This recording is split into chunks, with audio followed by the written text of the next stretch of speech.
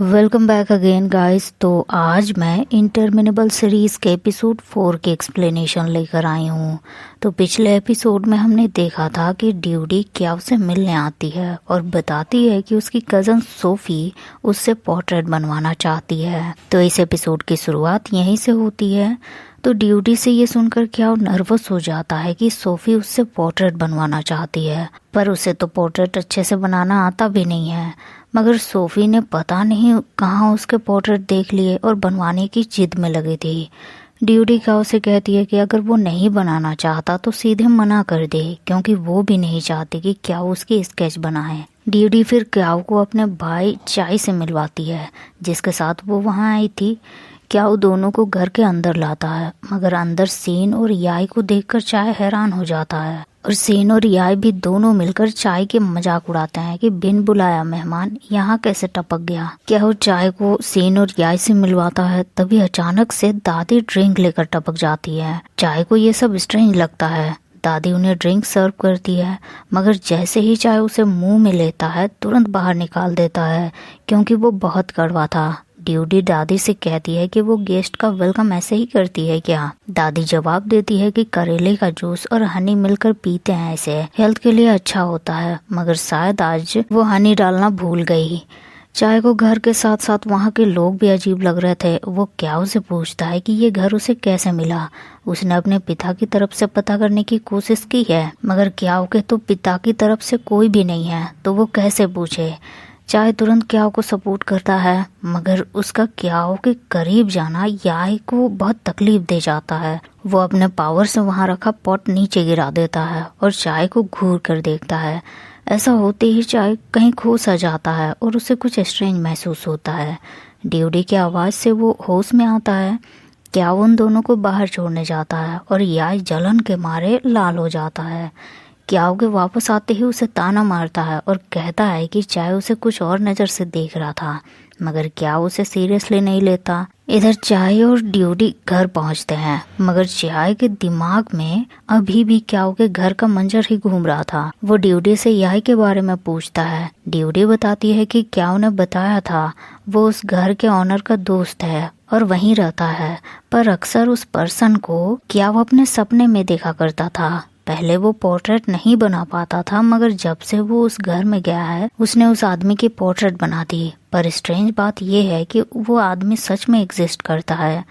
अगले दिन सुबह सुबह क्याओ मोंग को चढ़ावा देने जाता है, मगर आज उसके साथ कोई नहीं था, तो याई खुद ही उसका साथ देने पहुंच जाता है।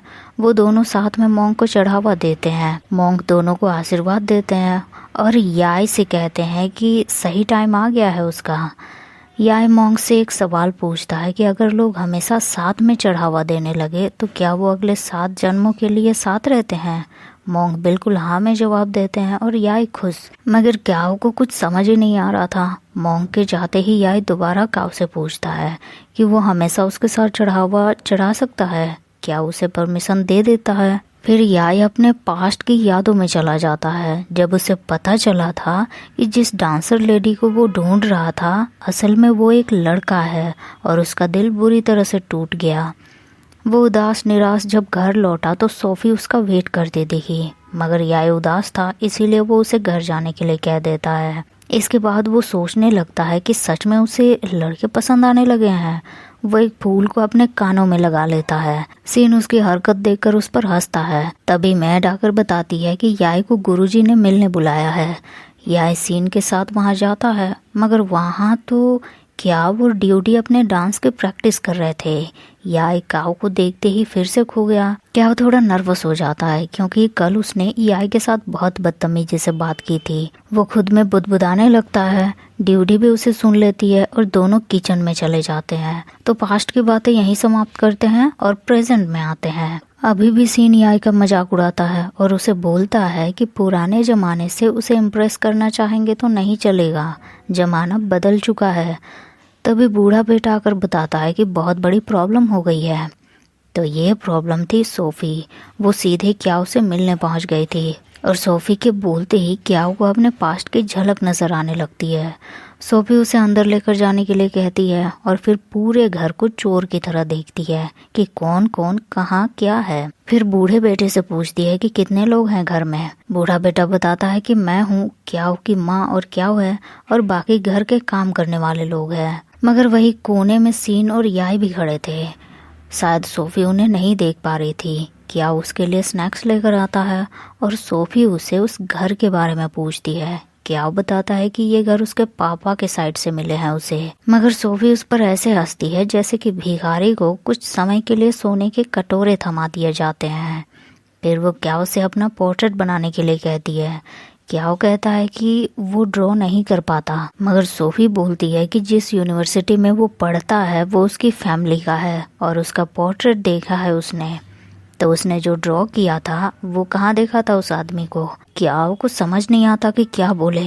बूढ़ा बेटा तुरंत कहता है कि सपने में देखा था उसने और बना दिया।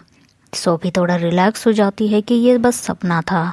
उसके जाते ही याय थोड़ा सोच में पड़ जाता है और सीन से कहता है कि आखिर सोफी इस घर के बारे में, लोगों के बारे में क्यों पूछ रही थी, कहीं कुछ गड़बड़ तो नहीं है। याय उस रात मोंग के पास इस समस्या को लेकर जाता है। मोंग उसे बोलते हैं कि सबको अपने कर्मों का फल चुकाना होता है, जो होता है होने दो।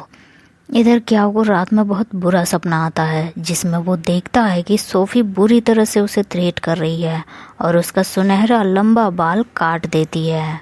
क्याओ चीखते हुए नींद से जाग जाता है। फिर वो बाहर गार्डन में जाता है तो याई पहले से ही उसका वेट कर रहा था। वो क्याओ से कहता है कि तुम्हारे ड्रीम में जो पर्सन है उसे ड्रॉ करो और क्याओ ड्रॉ करना शुरू करता है।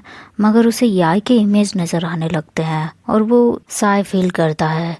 याई ये नोटिस कर लेता है मगर क्याओ तुरंत इनकार करता है। याई उसे बोलता है कि तुम्हें सच में नहीं लगता कि हम पहले भी मिल चुके हैं। क्याओ को कुछ भी ऐसा नहीं लग रहा था। याई उसे सोचने के लिए कहता है और क्याओ थोड़ा इरिटेट हो जाता है। वो अपने कमरे में वापस आ जाता है और याई की बातों के बारे में सोचने लगता है और वो देखता है कि वो याई के पोर्ट्रेट बनाता है, मगर पोर्ट्रेट न्यूड बनाने थे इसीलिए वो याई के कपड़े उतारता है। मगर याई उसे उठाकर बेड पर ले जाता है और दोनों एक अच्छा समय एक दूसरे के साथ बिताते हैं। फिर क्याओ याई से प्रॉमिस करता है कि वो बस उसी का पोर्ट्रेट बनाएगा और किसी का भी नहीं। इतना देखते ही क्याओ नींद से जाग जाता है। उसे पता भी नहीं चला कि वो कब सो गया था। और इसी के साथ ये एपिसोड यहीं एंड हो जाता है। तो वीडियो आपको कैसी लगी कमेंट करके ज़रूर बताएं। पसंद आया हो तो लाइक शेयर करें और मिलते हैं फिर नेक्स्ट वीडियो में। तब तक के लिए thank you so much guys for watching the video.